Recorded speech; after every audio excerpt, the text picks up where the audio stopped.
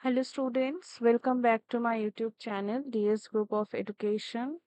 I hope that आप सब लोग बहुत ही अच्छा होंगे एंड आपका जो प्रिपरेशन है वो बहुत ही अच्छे से चल रहा होगा। स्टूडेंट, आज हम लोग कम्युनिकेशन मॉडल में से जो सेकेंड मोस्ट इम्पॉर्टेंट मॉडल है that is Barnlund's transactional model of communication उसको डिस्कस करेंगे।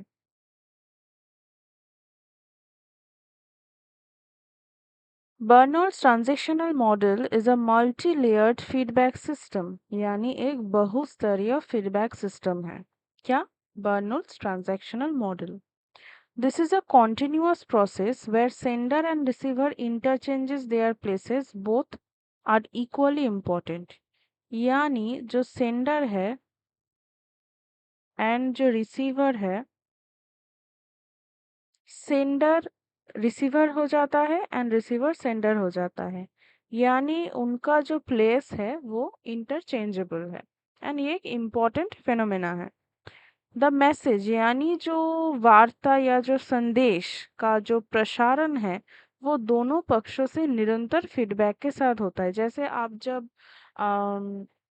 अपने सहेलियों के साथ बात करते हो या अपने माता पिता के साथ बात करते हो, है ना, हम लोग जब गपशप करते हैं तो उस टाइम हम देखते हैं कि कांस्टेंट एक कम्युनिकेशन प्रोसेस चलता है। वहाँ पे कोई पॉज नहीं होता है। आप कुछ बोल रहे हो अपने पेरेंट्स को, वो आपको कुछ बोल रहे हैं। आप अपने दोस्तों को कुछ बोल रहे हो टेलीफोन पर, वो आपको कुछ बोल रहे हैं ना। ये जो इंटरचेंजेबल मोड है ये चलता रहता है and feedback for one is the message for the other. यानी जब आप बोल रहे हैं कि हाँ सुना है ये हुआ है, तब दूसरे साइड से बोल रहे हैं हाँ मैंने तो ये सुना है। ये जो वो बोल रहा है ना कि हाँ मैंने तो ये सुना है, तो एक फीडबैक है। तो ये जो फीडबैक है ये मैसेज भी है, यानी जो यहाँ पे फीडबैक है वो ही यहाँ पे मैसेज है। Components क्या है? Basically, cues refers to the signs for doing something. As per Bernals, there are public cues, private cues and behavioral cues.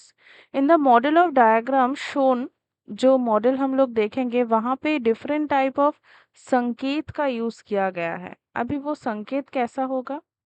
Public cues यानी सार्वजनिक संकेत, जिसे हम सीपीयू भी कह सकते हैं। ये कैसा हो सकता है? फिजिकल हो सकता है, एनवायरमेंटल हो सकता है, आर्टिफिशियल हो सकता है, नेचुरल हो सकता है, मैन मेड हो सकता है। हम किस चीज़ के बारे में बात कर रहे हैं? पब्लिक क्यूज के बारे में। नेक्स्ट है निजी संकेत यानी सीपीआर। ये बेसिकली क्या होगा? ये basically senses of a person, यानी जो हमारे जो डिफरेंट टाइप ऑफ सेंसेस है वो यहाँ पे इंक्लूड होगा। एंड ये दोनों संकेत मौखिक और गैर मौखिक दोनों ही हो सकते हैं। संकेतों का एक और सेट व्यवहारिक संकेत है जिसे हम बिहेवियरल क्यूज कहते हैं, या वर्बल नॉन वर्बल दोनों ही हम कह सकते हैं। ये देखने में लग रहा है कि फिजिक्स का कोई चैप्टर हम लोग यहाँ पे डिस्कस कर रहे हैं, पर ऐसा कुछ नहीं है। This is the Barnlund's transactional model. ये एक डिटेल्स एनालिसिस है। जब आप लोग पीडीएफ मेरे टेलीग्राम से डाउनलोड कीजिएगा तब देख लीजिएगा कि एक जो प्रोसेस है डिफरेंट टाइप ऑफ क्यूज का, वो यहाँ पे दर्शाया गया है।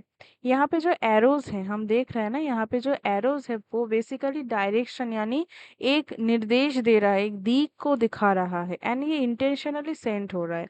अगर हम देखें कि यहाँ पे फीडबैक इंपॉर्टेंट है, जो हमने पहले डिस्कस किया था कि जो फीडबैक है वही मैसेज हो रहा है।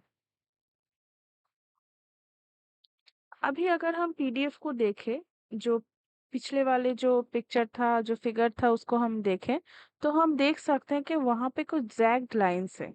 ठीक है, वो क्या दर्शाता है? वो दर्शाता है कि जो संकेत है वो can be unlimited and are denoted as V V V V. यानी जो वी है उससे हम इसे डिनोट कर सकते हैं, किसको? जैग्ड लाइंस को। इस फिगर में हम देख रहे हैं, ये जो संकेत है ना, हम यहाँ पे देख रहे हैं, इसको हम किस जैग्ड लाइंस कह रहे हैं। और इससे इससे हमें क्या पता चल रहा है? Availability of cues.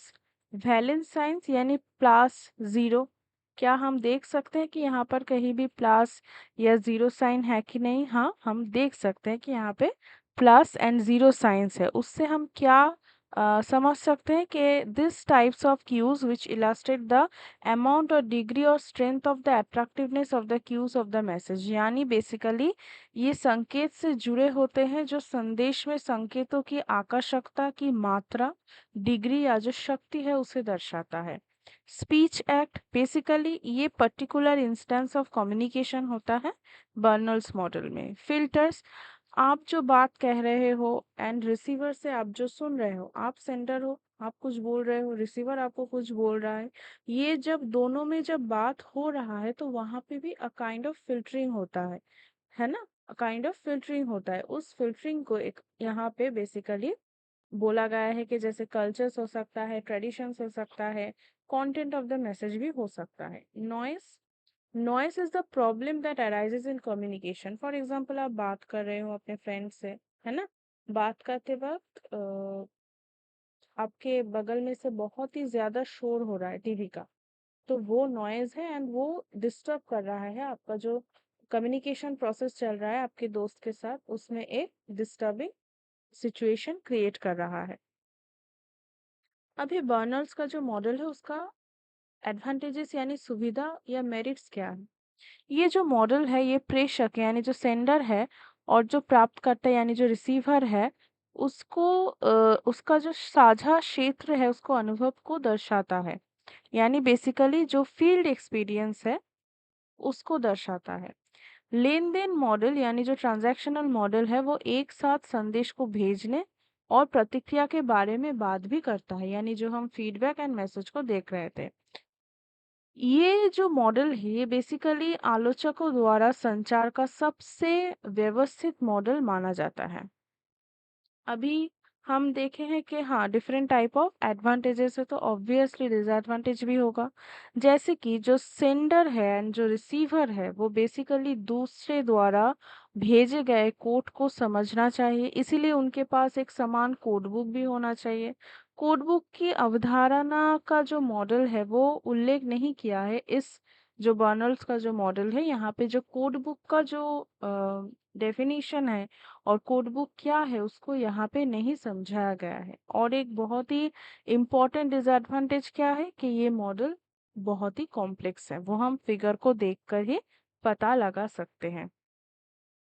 So this is all for today.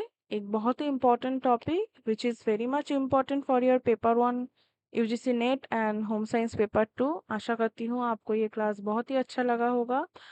इस क्लास को आपके दोस्तों के साथ शेयर कीजिए जो लोग यूजीसी नेट एग्ज़ाम का प्रिपरेशन कर रहे हैं फॉर दिसंबर एंड जो लोग जून में भी एग्ज़ाम दे रहे हैं।